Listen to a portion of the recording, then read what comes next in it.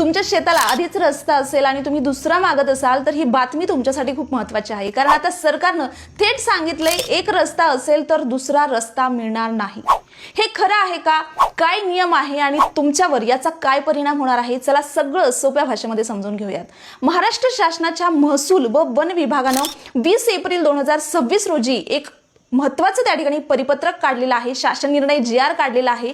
महाराष्ट्र जमीन महसूल संहिता 1966 च्या कलम 14 अंतर्गत या कलमानुसार काय सांगितलेलं आहे? सरकारचं स्पष्ट म्हणणं आहे की शेतापर्यंत पोहोचण्यासाठी योग्य आणि वाजवी रस्ता असणं गरजेचं आहे। पण आता एक मोठी समस्या समोर आलेली आहे। काही लोक काय करत होते, शेतात जायला आधीपासूनच रस्ता असतानाही नवीन दुसरा रस्ता मागत होते।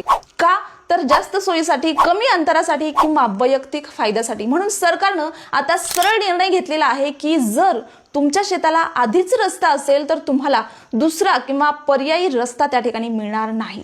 कोणत्याही परिस्थितीत मंजूर होणार नाही। फक्त सोयीसाठी त्या ठिकाणी मंजूर होणार नाही, कमी अंतरासाठी मंजूर होणार नाही।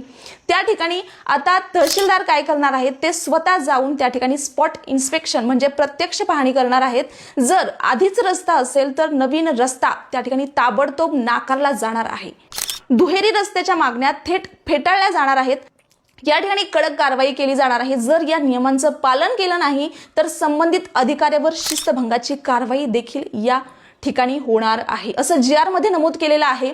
पण एक गोष्ट लक्षात ठेवा, मामलतदार न्यायालय अधिनियम 1906 च्या कलम 5 अंतर्गत चालवणाऱ्या केसला हा नियम लागू नाही। म्हणजे थोडक्यात काय, शेताला आधीच रस्ता असेल तर दुसरा रस्ता विसरून जायचा आहे। फक्त सोयीसाठी किंवा फायदा मिळवण्यासाठी आता नवीन रस्ता त्या ठिकाणी मिळणार नाही। तुमच्या गावातली परिस्थिती काय आहे? कुणी 2-2 रस्ते घेतलेले आहेत का? कमेंट मध्ये नक्की सांगा। व्हिडिओ आवडला असेल तर लाईक करा, इथपर्यंत पाहिलेलं असेल तर जाताना सबस्क्राइब करून आपल्या चॅनलला सपोर्ट करा। धन्यवाद।